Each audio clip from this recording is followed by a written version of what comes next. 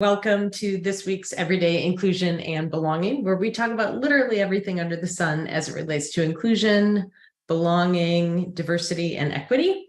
I'm Mo Birknaboit. I am the founder of the Moxie Exchange and Everyday Inclusion app. I'm a white woman wearing red frames, an orange sweater. Behind me is my bookshelf.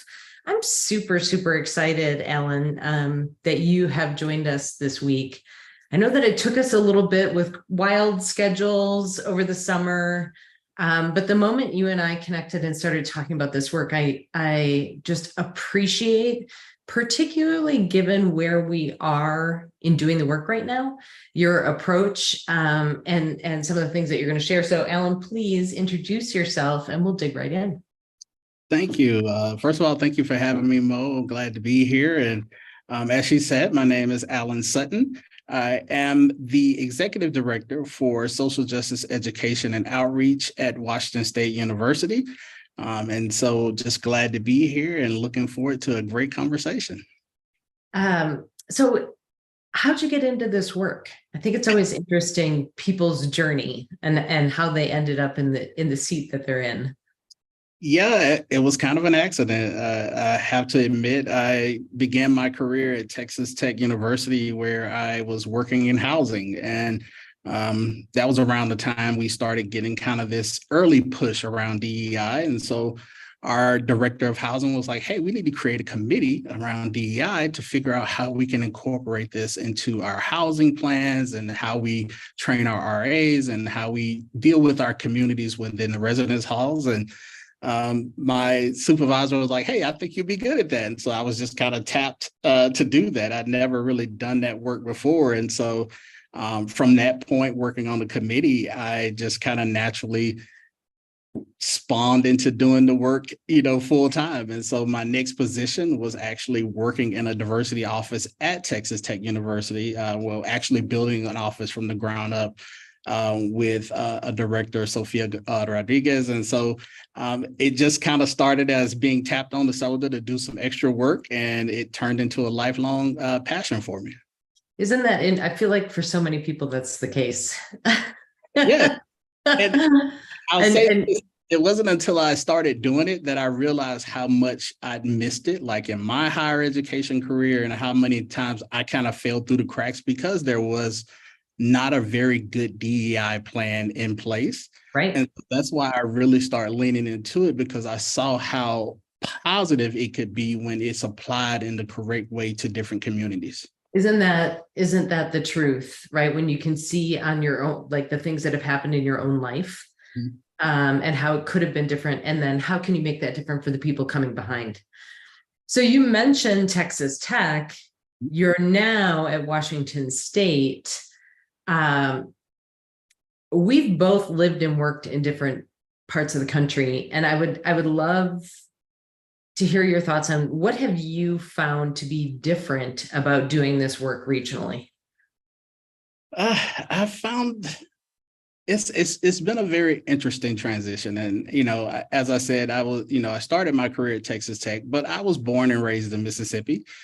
And so I've been a Southern boy, Southern man my whole life. And so I know what the South is about. It's goods, it's bads, it's uglies. And so for me, in the South, working in DEI, I knew what to expect. I knew people, I knew who would support my work. I knew who wouldn't support my work. I knew who viewed me as a threat, who viewed me as an enemy, because it was there. It wasn't something that was hidden. It wasn't something that people didn't want you to know.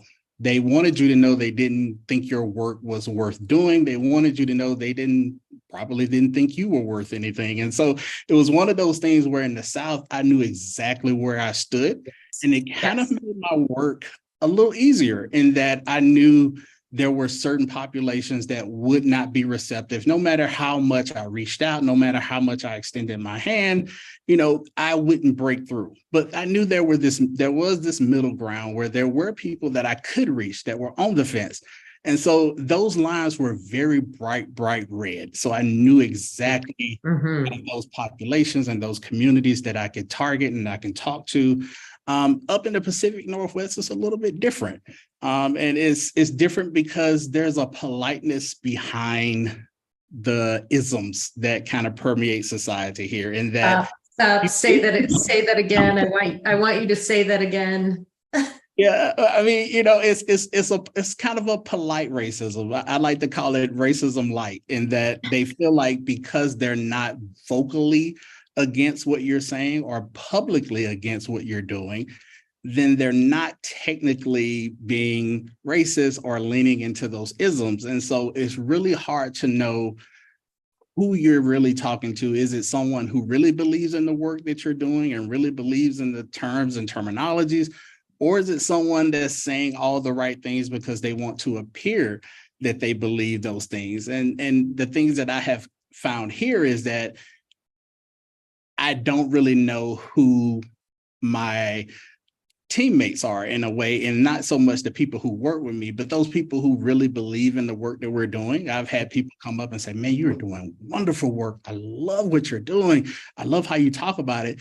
And then a couple of weeks later, someone will tell me, this guy said that they thought your class was a waste of time. And I'm like, why did he come up to me after class and make a show of telling me that he loved what I was talking about? Yep. If didn't. And so that's kind of the differences that one of the differences that I've seen as far as how things are done in the DEI arena in the South and in the North, in that people just really want to be polite with it and they really don't like it, but they'll try to put on a front. And so for me, I did enjoy working in the South a little bit more because I knew where I stood. I knew exactly what things were, and it was easier for me to do my work. Whereas here it's more like, are you being honest with me, or are you just trying to placate me and tell me what you think I want to hear so that you can come out looking like a better person? And so that I call it racism light, because it's just as destructive as what's going on in the South. It's just harder to get through, and that most people think they're being good people because they're attending these trainings, but they're not really getting the information and the things out of it that they need. And so they go along thinking that they're making progress when they're really not.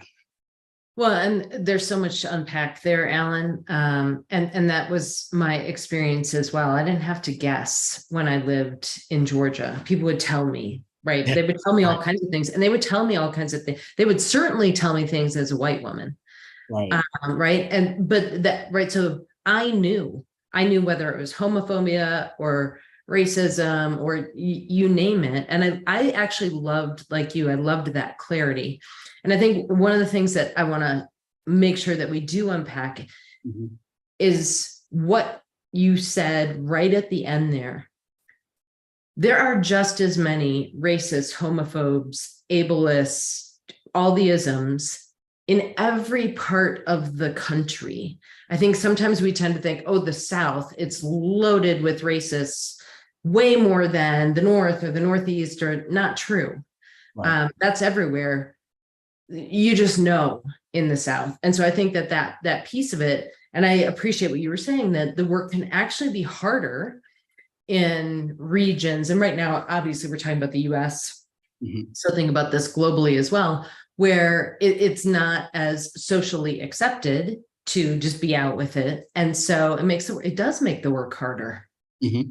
Because you think you might have this influencer on board, or you might have this key stakeholder because they're telling you all the right things, but they're not in. Right. And they're kind of, and this hasn't happened to me, but they are secretly kind of tearing down what you're doing under the guise of supporting you and helping you. And so, and I've had plenty of practitioners up here tell me that it's like, hey, you just have to be really careful about who you're talking to and who you're dealing with, because they will present themselves as an ally, but then work actively to destroy what you're trying to build. And so for me, I like to tell people like this, at Washington State University, I've had the best time in doing this work because it is so supported from our chancellor on down, our president on down. So it's something that they really believe in, which is a complete kind of shift from some of those colleges down south where it's kind of a hands-off approach, especially now.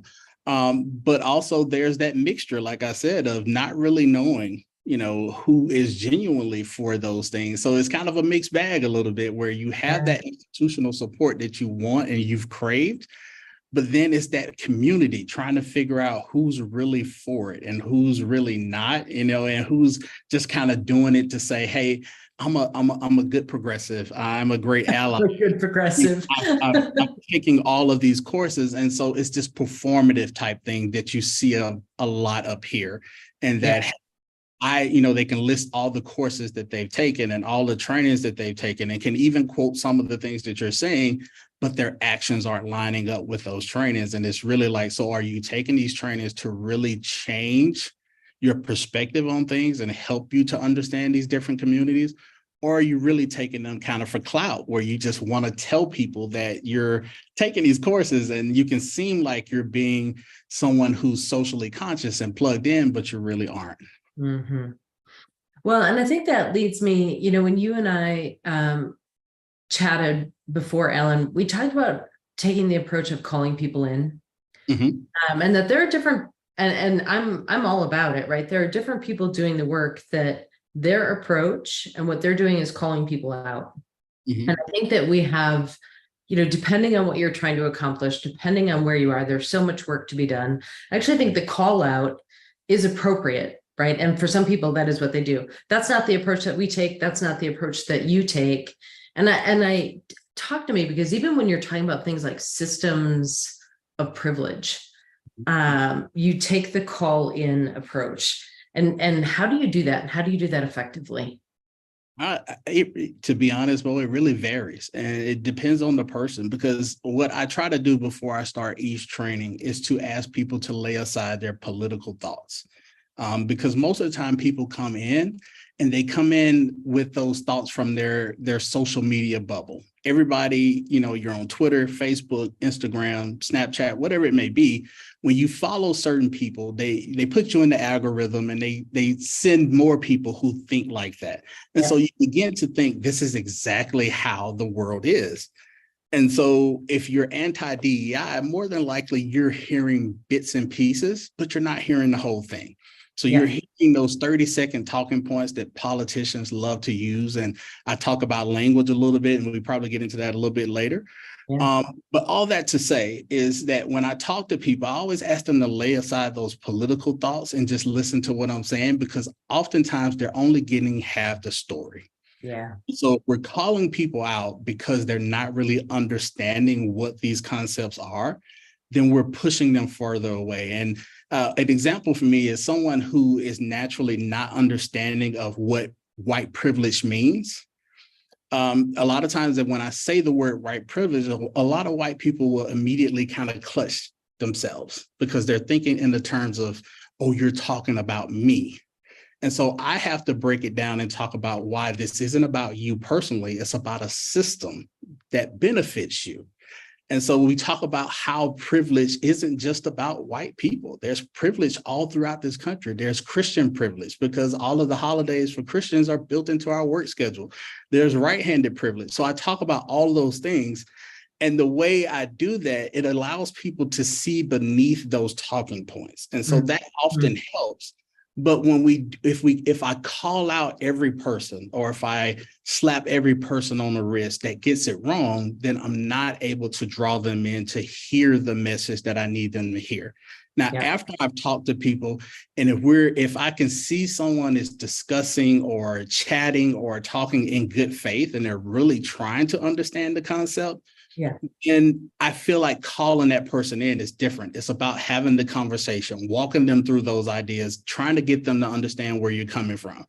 But we also have those who come in, they want to play the devil's advocate. They don't want to really understand things, and they want to try to throw rocks into everything. I believe this, but the but, right? But so it's like this one time. They come up with the one.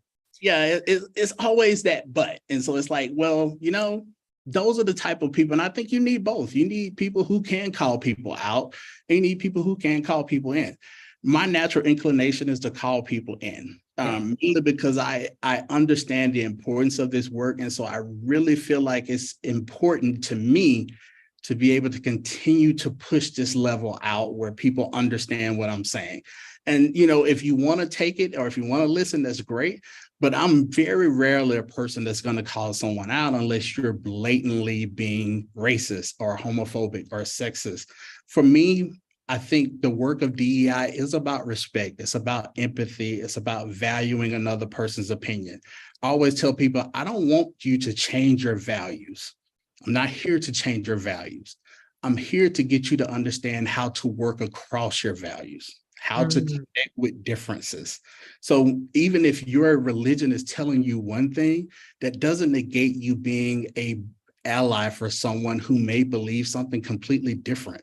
I talk to people from the human perspective, because if we're here, like their values and what they're doing doesn't affect your values. Your values are yours. That's what you hold on to. If your values call for you to hate someone else, then your values need to be changed. But I'm not going to tell you to change them. I'm going to give you information to help you see why you should change them. And that's why the call-in effect is more, impactful to me than calling someone out. Yeah. Yeah, I think it's, the call out, and like you said, there are those times, even for you and I, right, when there needs to be the call out in the extreme, when somebody's doing something, right, where that's allyship in action in terms of, whoa, this is a moment of hard stop. And that's like it's like the nuclear option. Right.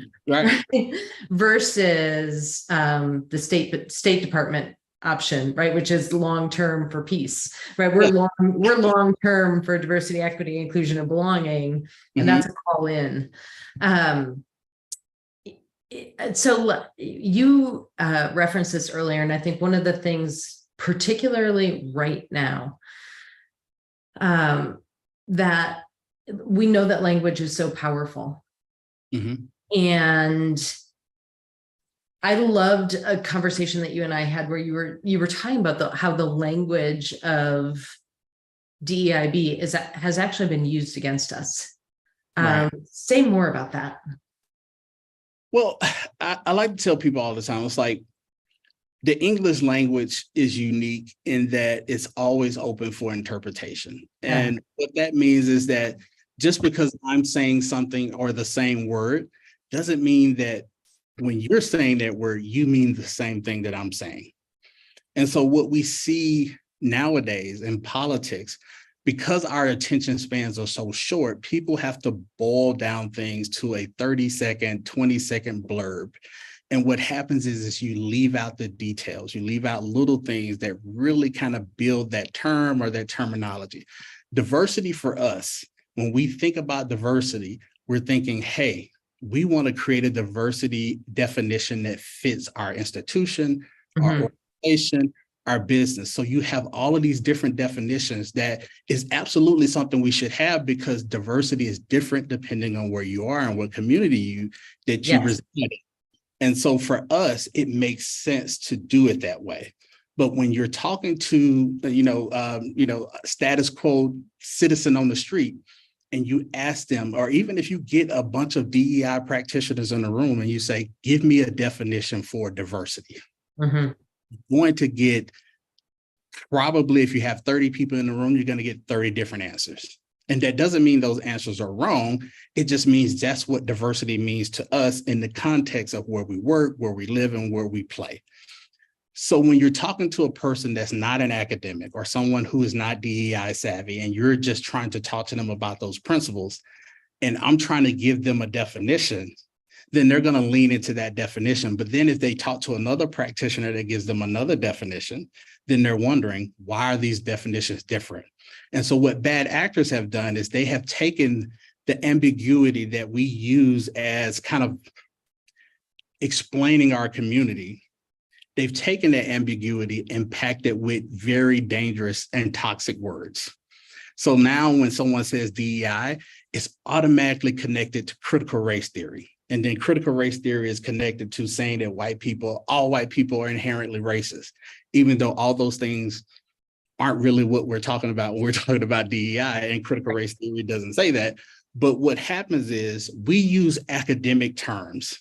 And, Joe Sixpack on the street doesn't really know those academic terms. Yep. They want something simple. So if I come up to him and say, hey, tell me what your definition of respect is, it resonates immediately because everybody, even if their definition kind of varies slightly, it's kind of similar. There's a similar thread through it. Diversity, equity, and inclusion doesn't have that because of the nature of the work. It's constantly changing.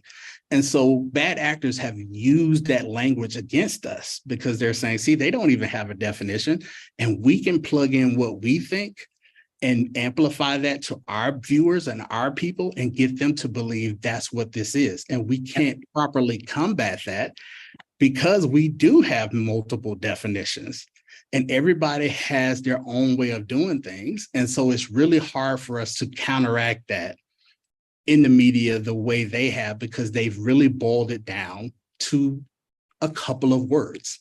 Yes. And it's impactful because that's where our society is now. And so they've done that with the sound bites, right? Yeah, the sound bites. They've done that with every word that DEI practitioners have come up with, from diversity, equity, and inclusion to multiculturalism. They've packed all of these words with negative terms, and they use those small sound bites, and then they just throw it all together, like the whole woke phenomenon. Yes, I was right. Like, yeah, literally, you say anything, and it's, that's woke. Yep. They've attached a bank closing in California to too many woke policies. Like, they connect it to these different things that people can readily understand. And then they just push it out, and then it toxifies that word. And so they've effectively used our own language against us. And we have to learn how to shift how we're talking about those things. Yes.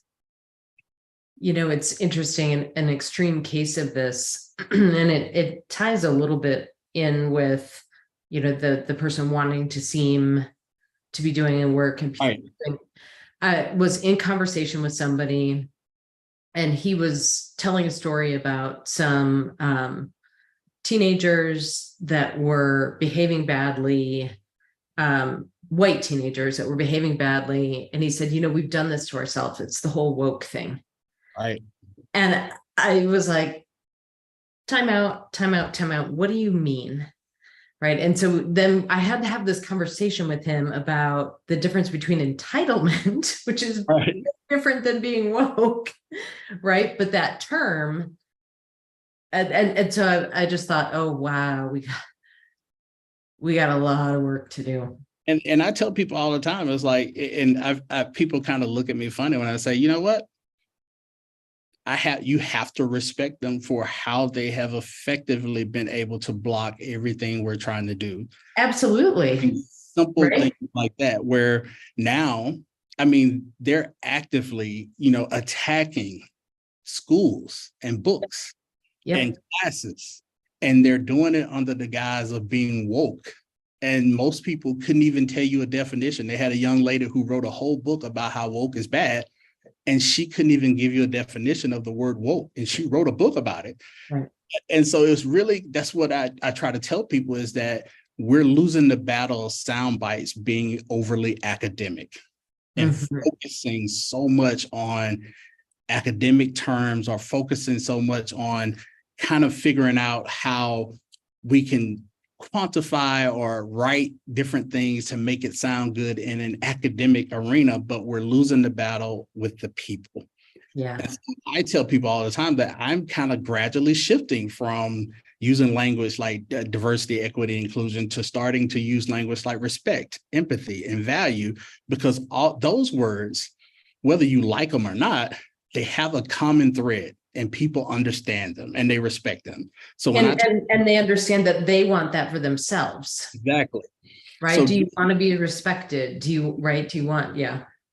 And they do not connect that the basic fundamentals or the foundation of DEI is respect, empathy, and value. And so they've only been told what we give them, or what the opposition gives them, in terms of this is what these words mean. So if I go in talking in those words, I'm automatically at a disadvantage. If I boil it down and say, hey, when someone is talking to you and you have an opinion, you want to be heard, right? Yes, absolutely. Everybody, they're shaking their hand. You love being respected. You love your values and your opinions being respected. Yes, yes, everybody's on board with that. And you like when people are empathetic and they listen to learn and understand you. Yes, everybody connects with that. White, Black, Latin, Asian populations all across the board, they can connect to that. And so when I start coming in talking about it, I was like, that is what DEI is about.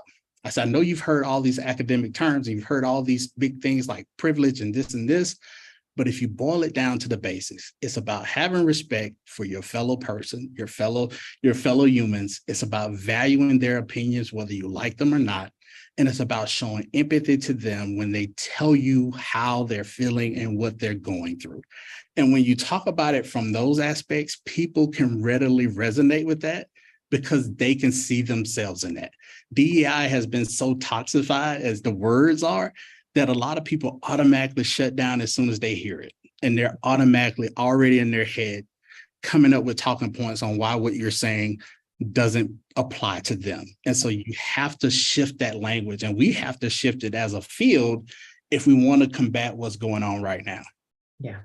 Yeah. And I appreciate you giving sort of the anecdote as well, right? So anecdote, not anecdote. I knew this was going to be a great conversation. I would love, as always, I always ask guests to give me one last truth bomb. One last truth bomb. I will say this: DEI, as we have practiced it, is no longer living. Mm-hmm. We have to shift the way we're doing this work. They're doing this work and they're toxifying terms. And so we have to shift how we're talking about this work in a different way, in a human way. And we have to not think that we can only do it from offices or from organizations, but we have to learn how to embed it even in the mundane things that we're doing everywhere. And so when I say it's dead, I know people are like, well, it's not really dead. And I don't mean that in a bad way. What I mean is there's always an evolution and there's always a revolution. And right now we're at that evolution stage where they have successfully kind of started to block some of the things we're trying to do. And so in order for us to survive, in order for us to continue to doing this work, we have to evolve how we've done it. And we've been doing this for the last few decades. Like there were times when, multiculturalism was out. And so we evolved to diversity, equity, and inclusion. And so now they're after that. So we have to evolve in how we're talking about this. We have young people on our side. They're really a more in touch generation. We have to shift away from the academic and the way we've always done things and start to hit people where they are, whether that's short TikTok videos, Snapchat videos. We have to meet them where they are so that we can counteract this battle of language that's right now, I think is they're winning. And so we have to shift how we're doing things. And so my truth bomb is evolve, find a way to evolve, and we can continue to do this work on a high level. Alan, thank you. Thank you. I mean, right. That's what we're doing with everyday inclusion, right? Meeting people where they are, nudges, small, right, on the go. Mm-hmm. And I think that's it. And I love this idea of both evolution and revolution. Right. And so much of this is about, we have to be really willing to let go, right? Let go of things and to continue to be curious and innovate and change and to most effectively do the work, right? Because what we're talking about is people thriving, right? People not just surviving, people not being othered, people not like all the things, everybody thriving. Who doesn't want that? Exactly. Alan, thank you. Y'all give this a watch again. Because Alan packed so much in each one of the topics that we covered. I know I'm going to be watching it again. And then think about it. Think about how you might, what are you doing to call people in? What are you doing to understand who in your organizations might be saying the right things, but might not be on board? What do you need to do to get them on board? What do you need to do to evolve your language? So much, Alan. I appreciate it. Thank you. Everybody get out there and do the next right thing. And we'll see you in a couple of weeks on the next Everyday Inclusion and Belonging Live. Bye, y'all. Bye.